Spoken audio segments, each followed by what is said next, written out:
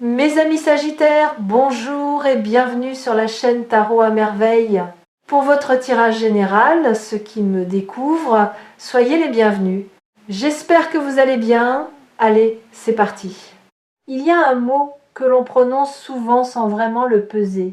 Un mot qu'on associe aux chiffres, aux comptes bancaires, aux dépenses du mois. Ce mot, c'est abondance. Et pourtant, si on le démonte lettre par lettre, si on le retourne dans tous les sens, si on l'observe comme on observerait une pierre précieuse sous la lumière, on découvre qu'il ne parle pas d'argent du tout. Il parle de mouvement, il parle de flot. Il parle d'une énergie qui circule, qui se renouvelle, qui ne s'arrête jamais pas parce qu'on la force à avancer, mais parce que quelque chose en vous a enfin arrêté de la retenir. C'est là que tout commence. Pas dans votre portefeuille, pas dans votre compte en banque, mais dans cette croyance silencieuse, enfouie, très profond, qui vous dit que vous ne méritez pas plus que ce que vous avez déjà, que ce serait trop beau, que les choses faciles ne durent pas, que l'argent, pour vous, ça a toujours été compliqué. Cette croyance-là, vous l'avez peu être héritée, peut être qu'elle vient de ce que vous avez vu grandir, peut être qu'elle vient d'une période difficile qui vous a marqué au fer rouge. Mais ce que je perçois aujourd'hui avec une clarté étonnante, c'est que cette croyance est en train de se fissurer. Et dans ces fissures, quelque chose de lumineux commence à passer.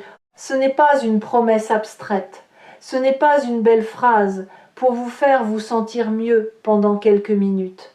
C'est une lecture de ce qui est déjà en train de se mettre en place dans votre vie, dans votre énergie, dans les décisions parfois presque inconscientes que vous avez prises ces derniers temps. Quelque chose a changé en vous. Vous l'avez peu, être senti sans pouvoir le nommer. Une légèreté différente, une façon nouvelle d'envisager certaines opportunités. Un instinct qui vous pousse dans une direction que vous n'auriez pas osé prendre il y a encore quelques mois. Commençons par déconstruire quelque chose d'important. L'idée que l'abondance financière est réservée à ceux qui font les bonnes choses au bon moment. C'est une vision mécanique de la prospérité. Et elle est fausse, parce que la vraie prospérité, celle qui s'installe durablement, celle qui ne vous abandonne pas au premier tournant difficile, elle ne naît pas d'une action parfaite, elle naît d'un alignement. Et cet alignement, je le sens dans votre énergie, en ce moment il est là, il est réel et il est en train de se consolider. Voici ce que je veux que vous compreniez. L'argent est une forme de reconnaissance. Ce n'est pas anodin. Quand de l'argent arrive dans votre vie, c'est souvent parce que quelque chose que vous avez créé, accompli, offert, partagé, a été reconnu comme ayant de la valeur, et pendant longtemps, vous avez sous-estimé ce que vous apportez, vous avez minimisé, vous avez cédé pour moins que ce que vous valiez. Vous avez dit oui quand votre intuition vous criait d'attendre. Ce cycle est en train de se terminer. Ce n'est pas une déclaration romantique, c'est une lecture très concrète de ce que l'énergie autour de vous est en train de construire. Tarot à Merveille vous accompagne dans cette exploration et ce que je vois aujourd'hui pour vous est particulièrement fort. Parce que ce qui arrive financièrement ne ressemble pas à une pluie de billets tombant du ciel. Ça ne ressemble pas non plus à un coup de chance isolé. Ce que je perçois, c'est une série de petites portes qui s'ouvrent en cascade. Et la beauté de cela, c'est que vous avez déjà mis la main sur la première poignée. Peut être sans le savoir. Pensez à quelque chose que vous avez envisagé ces derniers temps, un projet, une idée, une conversation que vous avez hésité à avoir, une offre que vous n'avez pas encore acceptée ou refusée. Il y a quelque chose là, dans cet espace d'hésitation, qui attend votre attention. L'énergie que je perçois ne vous demande pas de vous précipiter. Elle vous demande de regarder honnêtement, parce que ce qui bloque souvent la prospérité, ce n'est pas l'absence d'opportunité. C'est le regard que l'on pose sur elle. Un regard fatigué voit des pièges, un regard en train de se renouveler voit des portes. et votre regard est en train de se renouveler. Il y a quelque chose de fascinant dans le mot abondance que j'ai mentionné au début et je veux y revenir différemment maintenant. En latin, abundar foi signifie déborder. Comme une rivière qui déborde de ses berges au printemps, non pas parce qu'elle est en crise, mais parce qu'elle est pleine, parce que les neiges fondues ont alimenté sa source et que l'eau n'a nulle part où aller sinon se répandre. Votre abondance financière à venir ressemble à ça, à quelque chose qui a été alimenté en silence, en profondeur et qui est sur le point de déborder naturellement. Ce débordement, certains d'entre vous l'ont déjà senti sous forme d'une idée qui revient encore et encore, une idée que vous n'avez pas encore agi dessus parce que vous vous êtes dit que ce n'était pas le bon moment, que vous n'étiez pas encore prêt, que ça semblait trop grand ou trop différent de ce que vous faisiez avant. Et si ce moment dont vous attendiez la venue était en réalité déjà là, et si près était une illusion confortable que vous avez entretenue pour ne pas avoir à traverser l'inconfort du premier pas. Je pose ces questions non pas pour créer de la pression, mais parce que l'énergie que je lis autour de vous en ce moment est une énergie de maturité. Vous n'êtes plus au stade de la graine. Vous êtes au stade de la plante qui a poussé, dont les racines sont solides et qui a besoin d'espace pour s'épanouir pleinement. Ce dont vous avez besoin maintenant, ce n'est pas plus de préparation, c'est plus d'espace, plus de permission que vous vous accordez à vous-même. Il y a une distinction cruciale que je veux introduire ici, la différence entre foi attendre, foi et foi recevoir. Beaucoup de personnes qui ont une belle relation avec la spiritualité, qui méditent, qui travaillent sur elles-mêmes, qui envoient de bonnes intentions dans l'univers, ces personnes-là attendent souvent l'abondance comme on attend un train en restant immobile sur le quai, les yeux fixés sur l'horizon. Mais recevoir, c'est différent. Recevoir, c'est actif. C'est ouvrir les mains. C'est dire oui avant de connaître tous les détails. C'est faire confiance que ce qui vient est aligné avec ce dont vous avez besoin, même si sa forme vous surprend. L'énergie financière qui arrive pour vous n'a peut être pas la forme que vous imaginez. Elle ne se présentera peu, être pas comme vous l'avez visualisé dans vos moments de méditation ou de prière, mais elle sera réelle. Et elle sera à la hauteur de ce que vous avez semé, souvent sans le voir, souvent sans le comptabiliser, dans les efforts, les services, les créations, les connexions que vous avez nourries avec sincérité. Voici un autre angle que je veux explorer avec vous, la relation que vous avez avec la dépense, pas au sens budgétaire du terme, au sens énergétique.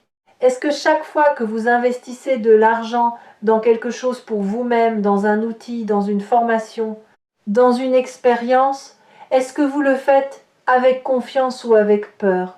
Parce qu'il y a une différence énorme entre ces deux états intérieurs, même si l'action extérieure semble identique. Quand on dépense dans la peur, on envoie un signal qui dit « je ne suis pas sûr que ça revienne ». Quand on investit dans la confiance, on envoie un signal qui dit « je sais que cette énergie se multiplie ». Et l'univers, d'une certaine façon que je ne peux pas entièrement expliquer, mais que je perçois très clairement, répond à ces signaux. Ce que je vois pour vous, c'est un glissement progressif déjà en cours, de la dépense dans la peur vers l'investissement, dans la confiance, et ce glissement est précisément ce qui crée les conditions pour que l'argent commence à circuler différemment dans votre vie. Pas parce que vous avez dit la bonne affirmation au bon moment, mais parce que quelque chose dans votre façon d'être a évolué.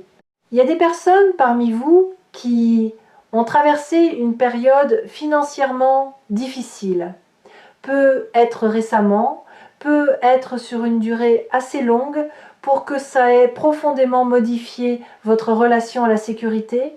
Et si c'est votre cas, je veux vous dire quelque chose d'important. Cette période vous a donné quelque chose que vous ne mesurerez peu, être que plus tard. Elle vous a donné une résilience que vous n'aviez pas avant, une créativité dans la débrouillardise, une capacité à distinguer ce qui compte vraiment de ce qui ne compte pas, et surtout, une profonde gratitude pour les choses simples, qui est, paradoxalement, l'un des états intérieurs les plus puissants pour attirer davantage. La gratitude n'est pas une technique, c'est une façon de percevoir quand vous êtes dans un état authentique de gratitude pour ce que vous avez déjà, même si c'est peu, même si vous voudriez plus quelque chose dans votre champ énergétique s'ouvre, vous passez du mode manque au mode suffisance évolutive. Et c'est depuis cet endroit-là que l'abondance grandit le plus naturellement. Revenons maintenant au mot central de cette lecture. Je vous ai parlé du mouvement dans abondance. Je veux maintenant vous parler de la confiance cachée dans sa structure. Parce que déborder comme une rivière, ça suppose qu'il y a quelque chose de solide pour contenir ce flot avant qu'il se répande. Les berges d'une rivière, c'est ce qui lui donne sa forme, sa direction, sa puissance. Et dans votre vie financière, vos berges, ce sont vos valeurs, vos limites, votre sens de ce qui vous correspond et de ce qui ne vous correspond pas. Les personnes qui accueillent une abondance durable sont rarement celles qui ont dit oui à tout. Ce sont souvent celles qui ont appris à dire non avec clarté et sans culpabilité. Non à ce qui ne correspond pas à leurs valeurs. Non aux opportunités qui brillent de loin mais qui sonnent creux de près. Non à la dispersion. Cette capacité à choisir avec discernement et non plus à accepter par défaut ou à refuser par peur, c'est une forme de maturité financière qui dépasse largement la comptabilité. Et je l'aperçois en train de se développer en vous. Il y a quelque chose que je veux nommer maintenant, parce que c'est présent dans votre énergie et je ne veux pas l'ignorer. Certains d'entre vous portent une culpabilité autour de l'argent. Pas une culpabilité consciente, formulée, mais une gêne sourde, une sensation que vouloir plus est honteux, que parler d'argent est vulgaire, que désirer la prospérité est en contradiction avec une vie spirituelle ou authentique. Cette culpabilité est l'un des verrous les plus puissants qui existent. Et je veux vous dire clairement, désirer une vie financièrement stable, confortable, voire abondante, n'a rien de honteux. C'est un désir humain profondément légitime. L'argent vous permet de vous soigner, de nourrir ceux que vous aimez, de créer, d'explorer, de contribuer. Il n'y a là rien d'incompatible avec une vie de sens. Permettre à cette culpabilité de se dissoudre, c'est l'un des actes les plus profondément spirituels que vous puissiez poser en ce moment. Continuons à déconstruire, parce qu'il y a un autre mot que je veux examiner avec vous. Mérite. On vous a peu être appris que vous receviez ce que vous méritiez. Que l'abondance était une récompense. Et si vous ne l'aviez pas, c'est que vous ne l'aviez pas assez mérité. Cette logique est non seulement fausse, elle est épuisante. Parce qu'elle vous place dans une position de perpétuelle insuffisance. Toujours à vous demander si vous avez fait assez, été assez, donné assez. L'abondance n'est pas une récompense, c'est un état naturel pour tout être qui est aligné avec sa propre vérité. Et l'alignement, justement, c'est ce que je lis dans votre énergie en ce moment. Vous êtes plus proche de votre vérité qu'il y a encore quelque temps. Quelque chose s'est ajusté. Peut être suite à une décision difficile, peut être suite à une période de solitude intérieure qui vous a permis de vous réentendre, peut être suite à une relation que vous avez choisi de laisser se transformer ou de laisser partir. Cet alignement-là, c'est le terreau dans lequel la prospérité pousse. Et elle pousse souvent plus vite qu'on ne l'attend. Je sens aussi quelque chose autour de vous qui ressemble à une collaboration, une énergie de co-création. Comme si ce qui arrive financièrement n'était pas quelque chose que vous bâtissez seul dans votre coin, mais quelque chose qui implique d'autres personnes, des personnes dont vous n'avez peut-être pas encore pris la pleine mesure de l'importance. Une rencontre à venir, une conversation qui va ouvrir une porte, un partenariat qui semble improbable au premier regard, mais qui est en réalité parfaitement cohérent avec là où vous vous dirigez. Ne fermez pas trop vite les yeux sur ce qui se présente sous une forme inattendue. Parfois, les opportunités les plus transformatrices arrivent habillées en hasard. Il y a aussi une question de timing que je veux aborder parce que je sais que c'est une source de frustration pour beaucoup d'entre vous.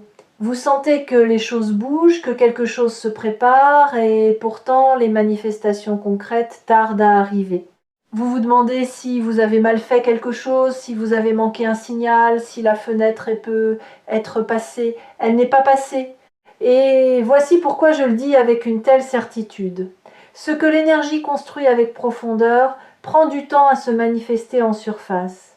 Comme un arbre dont les racines s'étendent loin dans le sol avant que le tronc grossisse à vue d'œil, vous n'avez pas attendu en vain, vous avez construit une fondation, et une fondation, par définition, ne se voit pas, elle se ressent.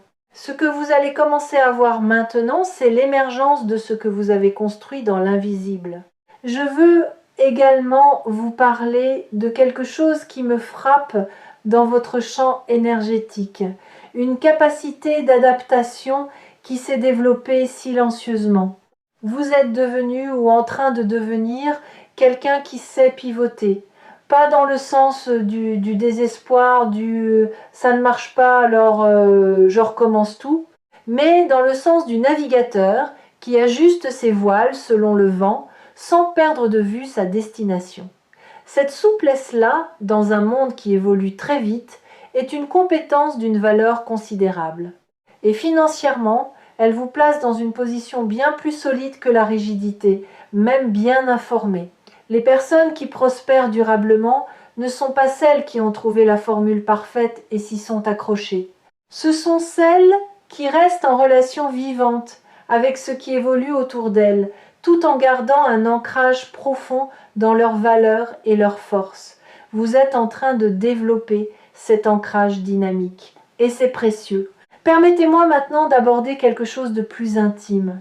Il y a, dans votre façon d'exister dans le monde, quelque chose d'unique que vous avez peu, être eu du mal à valoriser financièrement. Une façon de percevoir, de créer, de résoudre, de relier quelque chose qui vient naturellement à vous et qui, précisément parce que ça vient naturellement, vous avez eu tendance à sous-estimer. C'est facile pour moi, donc ça ne vaut probablement pas grand-chose. Cette logique-là est l'une des plus destructrices qui soit et elle est extrêmement courante. Ce qui vous est naturel est souvent précisément ce pourquoi les autres vous cherchent, ce pourquoi ils sont prêts à payer, ce pourquoi ils vous remercieront. L'énergie que je perçois en ce moment vous invite à revoir la valeur que vous attribuez à vos dons naturels. Allez voir non plus comme des banalités que tout le monde possède, mais comme des ressources rares et précieuses, parce que pour les autres elles sont rares, elles ne leur viennent pas naturellement, et c'est exactement pour ça qu'elles ont une valeur. Je veux aussi vous parler d'un changement de relation au risque que je perçois en vous. Pendant longtemps, peut-être le risque vous a semblé être l'ennemi, quelque chose à minimiser, à contourner, à éviter à tout prix. Et maintenant, quelque chose en vous commence à comprendre qu'il existe deux types de risques. Le risque inconscient, pris par peur ou par impulsion, et le risque aligné, pris depuis un endroit de clarté et de confiance. Ce deuxième type de risque est en fait une forme de courage créateur. Et ce courage créateur est en train de s'éveiller en vous. Ce n'est pas que vous deveniez imprudent, c'est que vous devenez courageux d'une façon différente. Une façon qui sait distinguer le danger réel de la simple peur du nouveau. C'est ici, au cœur de la lecture, que je veux m'arrêter un moment pour vous remercier d'être là. Vous regardez cette vidéo parce qu'une partie de vous sait déjà que quelque chose se prépare. Une partie de vous est déjà en train de se mettre en mouvement. Et c'est précisément cette partie-là que je veux confirmer et encourager. Parce que c'est elle qui, dans les semaines et les mois à venir, va guider les décisions qui feront la différence. Dans l'équipe de Tarot à Merveille, On croit profondément que chaque personne qui cherche a déjà en elle les réponses dont elle a besoin et notre rôle est simplement d'aider à les illuminer. Maintenant, j'aimerais vous parler de quelque chose que je nommerais l'intelligence du corps dans la relation à l'argent. Parce que la prospérité n'est pas que mentale, ni que spirituelle. Elle est aussi physique. Votre corps sait des choses que votre mental met beaucoup de temps à formuler. Quand vous êtes face à une opportunité, qu'est-ce que vous sentez dans votre poitrine? Dans votre ventre? Est-ce que vous vous redressez ou est-ce que vous vous contractez? Est-ce que votre respiration s'ouvre ou se ferme? Ces signaux sont des données précieuses et les apprendre à lire, à leur faire confiance est une compétence qui se développe avec la pratique. L'énergie que je perçois autour de vous en ce moment est une énergie d'expansion corporelle. Pas d'agitation, pas d'impatience, mais d'expansion, comme si votre corps commençait à occuper plus pleinement l'espace qui lui appartient. Il y a une image qui me vient et je veux vous la partager. Imaginez un musicien qui a passé des années à apprendre les gammes, les accords, la théorie, des années à travailler dur, à répéter, à s'ennuyer parfois, et puis vient un moment pas dramatique, pas spectaculaire, où tout ça se met en place naturellement. Où il joue et les notes coulent sans qu'il ait besoin de les chercher, où la musique sort d'un endroit qui est devenu profond et sûr en lui. Ce moment n'est pas arrivé parce qu'il a soudainement mérité de jouer bien, il est arrivé parce que tout ce qu'il avait accumulé, appris, pratiqué était enfin prêt à se libérer. Vous êtes dans cet endroit-là par rapport à votre prospérité financière, vous avez accumulé, vous avez appris parfois douloureusement, et maintenant quelque chose est prêt à se libérer. Je veux aussi aborder la question des relations financières, non pas les relations amoureuses ou familiales en elles-mêmes, mais les dynamiques financières à l'intérieur des relations. Parce que parfois, ce qui bloque la prospérité n'est pas quelque chose d'individuel, mais quelque chose de systémique au sein d'un réseau relationnel.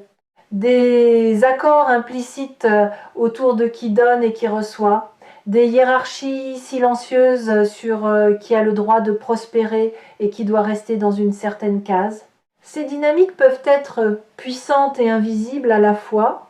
Ce que je lis dans votre énergie, c'est une recomposition de ces dynamiques.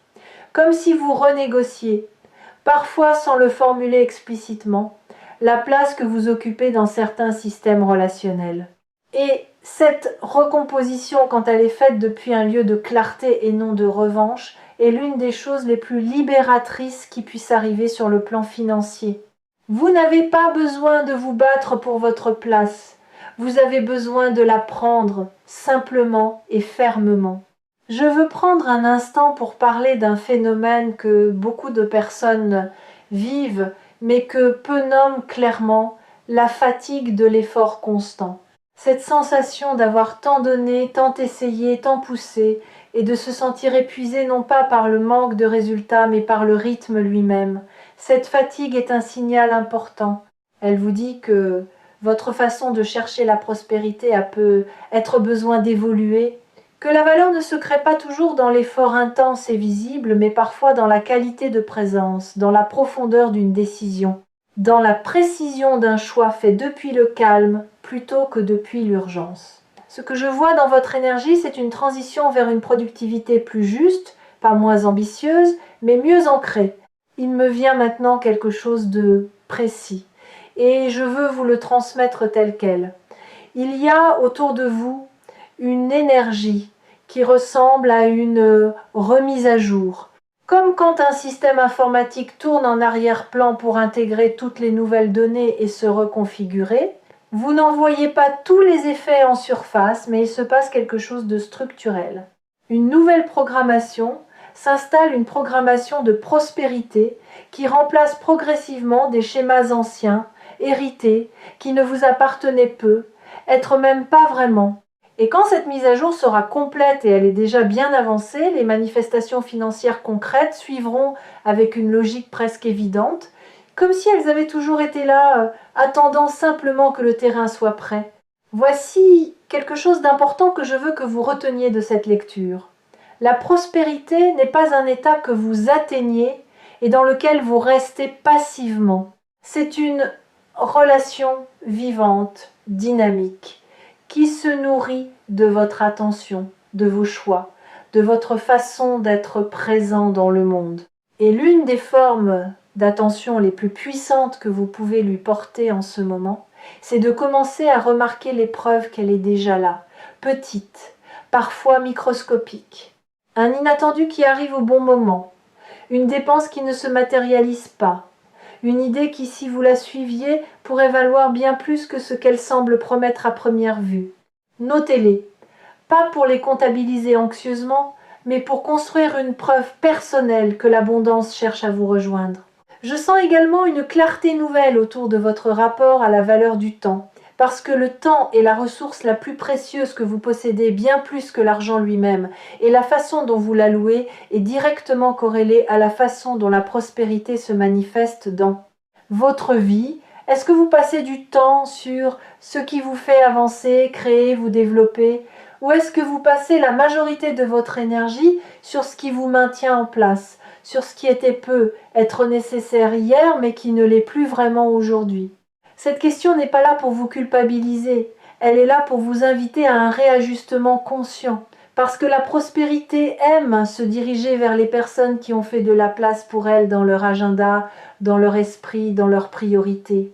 Il y a quelque chose d'encore plus subtil que je veux pointer maintenant, une nuance dans la façon dont vous vous parlez à vous-même sur le sujet de l'argent. Ces petites voix intérieures, ces commentaires automatiques que vous vous faites quand vous regardez votre compte, quand vous recevez une facture, quand quelqu'un vous parle d'une opportunité. Ces voix sont des données sur vos croyances profondes et elles ont un impact réel sur ce qui se manifeste dans votre vie. Je ne vous dis pas de changer ces voix artificiellement, de plaquer par-dessus des affirmations positives que vous ne ressentez pas vraiment. Je vous invite à les écouter avec curiosité plutôt qu'avec identification, à les voir comme des visiteurs qui vous informent sur quelque chose sans nécessairement avoir raison, et progressivement, en les observant ainsi, elles perdent de leur pouvoir.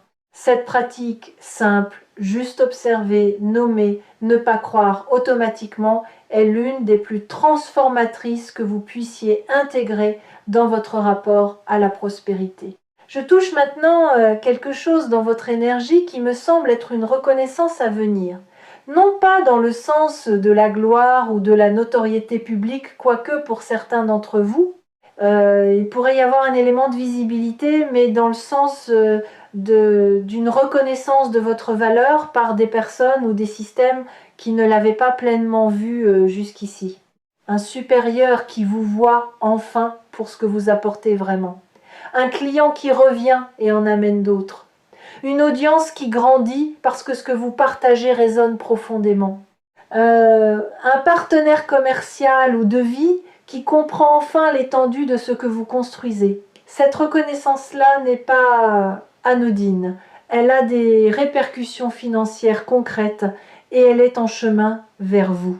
Vous avez également, et ceci je le perçois avec une netteté particulière, une relation en train de se transformer avec la notion de suffisance, non pas la suffisance comme plafond, comme point d'arrêt où l'on cesse de vouloir croître, mais la suffisance comme état intérieur de base, comme fondation, cette capacité à se lever le matin en sentant que vous êtes assez, que vous avez assez, que vous faites assez tout, en continuant à vouloir plus, à aller plus loin, à vous développer. C'est une combinaison rare et puissante, et elle est en train de s'installer en vous.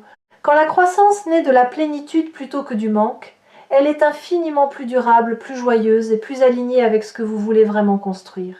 Je veux vous parler d'un autre aspect de la maturation financière que je perçois en vous, votre rapport à la patience stratégique. Il y a une différence entre attendre passivement que les choses arrivent et savoir tenir une position pendant que les conditions se mettent en place. La patience stratégique, c'est rester ancré dans une direction choisie, sans être déstabilisé par les délais, les détours ou les remises en question extérieures. C'est faire confiance au processus sans le forcer. Et cette forme de patience, elle n'est possible que lorsqu'on a une conviction profonde, pas une conviction aveugle, mais une conviction informée et ressentie que ce que l'on construit est juste. Je lis cette conviction en vous, elle est là, elle tient. Je veux vous partager une dernière image avant de conclure. Imaginez une personne debout au bord d'une plage à marée basse. Elle regarde la mer. Et elle ne sait pas parce que quelqu'un le lui a dit, mais parce qu'elle comprend les cycles de la nature que la marée va monter. Pas dans la panique, pas en courant vers l'eau, mais en se tenant prête. En ayant installé ce qu'elle voulait installer pendant que la mer était retirée, en sachant que ce qu'elle a préparé va bénéficier de la montée des eaux. Vous êtes cette personne. Vous avez travaillé pendant la marée basse. Vous avez planté, construit, ajusté. Et maintenant la marée monte. Ne courez pas, ne vous agitez pas. Tenez-vous simplement prêt avec une confiance calme. Parce que ce qui arrive ne peut pas vous manquer. C'est en train de se diriger vers vous avec une précision que vous commencerez à reconnaître seulement en regardant en arrière, plus tard. Et cette reconnaissance rétrospective, ce moment où vous vous direz « j'aurais dû y croire encore plus tôt », elle approche. Pour toutes les personnes qui ont suivi cette lecture jusqu'ici, qui ont ressenti quelque chose se bouger en elles, qui ont reconnu dans ces mots une vérité qu'elle portait sans pouvoir la formuler, vous êtes exactement là où vous devez être. Le chemin que vous avez parcouru, même dans ces parties les plus difficiles, les plus confuses, les plus douloureuses, vous a amené précisément à cette ouverture que je perçois dans votre énergie aujourd'hui. La prospérité financière qui se profile pour vous n'est pas une compensation pour ce que vous avez traversé. Elle est la suite logique de qui vous êtes devenu grâce à ce que vous avez traversé. Nuance importante.